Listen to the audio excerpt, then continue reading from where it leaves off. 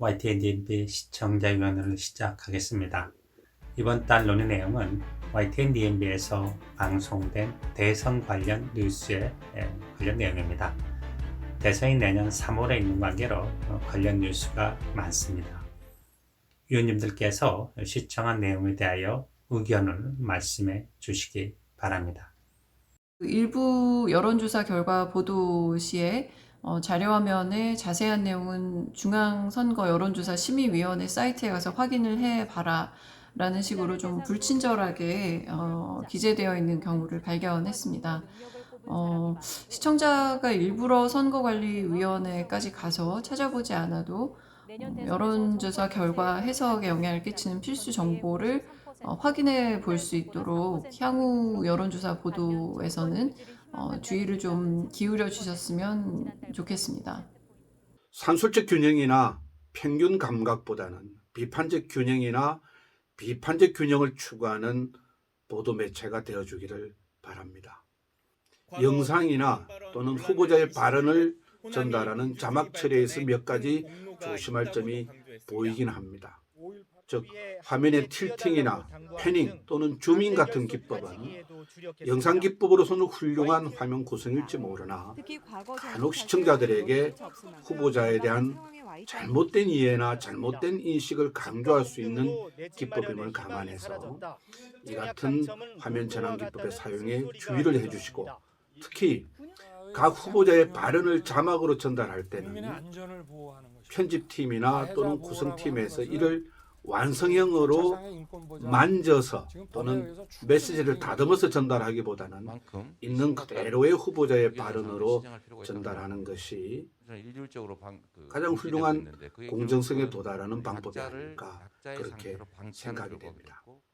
대장동 사건이나 고발 사주 사건, 도이처모터스 주가 조작 사건에 대해서 전문가가 설명을 할 때 현재는 사건 개요나 영장 청구 내용을 간략하게 그래픽으로 정리해서 전문가의 말과 함께 보도하고 있었습니다.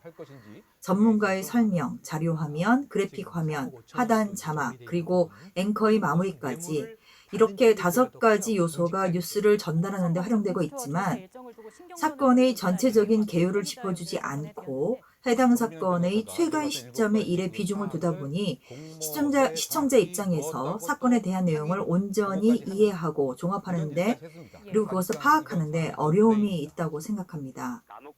그러므로 사건에 대해 한눈에 파악할 수 있는 사건 발생 타임라인이나 사건 전개도, 인물 관계도 등과 같은 그래픽을 제작해서 전체적인 사건 개요에 대해서 시각적으로 보여주고 말로 한 번 더 짚어주고 나서 최근의 시점에 이를 보도하는 것이 필요하다고 생각합니다.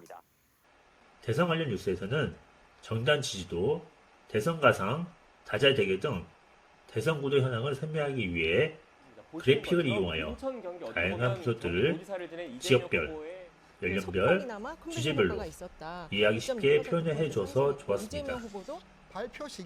특히 사회자의 인도하에 패널분들이 대선 주자들의 현재 상황 및 기대 효과를 자세하게 분석해 주었고, 김종인 효과, 조국 효과, 코로나19 효과 등 다른 외부 효과가 어떻게 대선에 미친 영향이 무엇인지 자세하게 설명해 주었습니다. 다만 아쉬운 부분은 소상공인, 자영업자들의 피해를 구체적으로 해결할 수 있는 방안 등 요즘 이슈에 대한 그래픽 분석이나 대선 공약 및 정책에 대한 부분이 구체화되지 않았으며, 야당 선대위 백신 부작용, 인과성, 생명 관련 자막에 대한 설명이 나타나지 않아 아쉬웠습니다.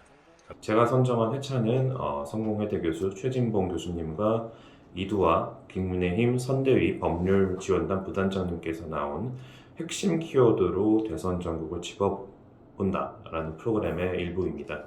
대략 22분 정도 되는 촬영 분량에 있어서 김선영 앵커와 김대근 앵커가 현재 대선 상황과 관련하여 중요한 5개의 키워드와 관련된 자료들을 제공을 하고 2명의 패널분들 최진봉 교수님과 이두아 국민의힘 부단장님께서 의견을 게시하는 방법입니다. 어떻게 보면 대립 구조가 된 두 사람을 설정을 하고 그 사람들의 의견을 들을 수 있다는 점에서 현재 대선 상황이 복잡하게 흘러가고 있는 만큼 중요한 부분에 대한 내용들을 간단하게 시청자들이 알 수 있게 정리를 하고 각 정당에 대한 의견을 들을 수 있다는 점에서 유의미한 방식이었다고 보여집니다. 대통령 선거가 공약과 정책을 중심으로 한 선거가 되도록 하기 위해서 신변 잡기나 인터넷을 통해 양산되는 루머를 중심으로 한 보도는 더 자제하는 것이 좋겠다는 생각이 들었습니다. 예를 들어 이재명 후보가 소년원 출신이라는 소문에 대한 보도를 할 때에는 이 소문을 퍼뜨리는 데 일조한 인터넷 방송의 영상을 길게 제시하고 진실을 확인하기 위해 취재팀이 소년원까지 방문했다며 상당히 긴 시간 동안 보도를 했지만 결과적으로는 소년원이나 법무부로부터 정확한 답변을 듣지는 못했다고 전했습니다.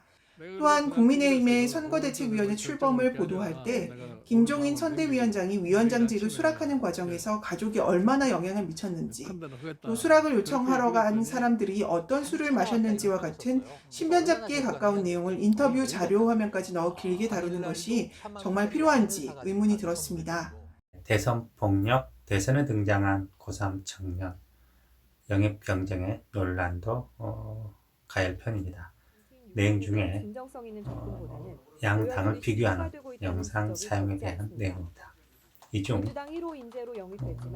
조선대위원장과 송영길 당대표 영상을 사용하는데 젊은 영상의 주제와 어울리지 않는 영상이었습니다. 영상 선택에 더 신경을 써야 될 것 같습니다. 팩트와의 AI 윤석열 미국에서는 법위원이다 는 영상입니다. 2분 40초 영상으로 문제만 제기하고 관련된 내용이 너무 추상적이었습니다. 민감한 주제에 비하여 2개의 인터뷰 내용을 근거로 기술 발전의 속도를 제도와 인식이 따라가지 못하고 있고 이를 문화지체 현상이라고 결론을 내는 부분입니다. 주제에 비하여 알맹이가 없어 보였습니다. 좀 더 많은 근거를 기반으로 결론을 낼 필요가 있다고 생각됩니다. 네, 이번 회의에도 위원님들의 좋은 의견 감사합니다. YTN DMB 시청자 여러분과 한 해 동안 수고하신 위원님들 모두 새해 복 많이 받으시기 바랍니다. 이상으로 YTN DMB 시청자 위원회를 마치겠습니다. 수고하셨습니다.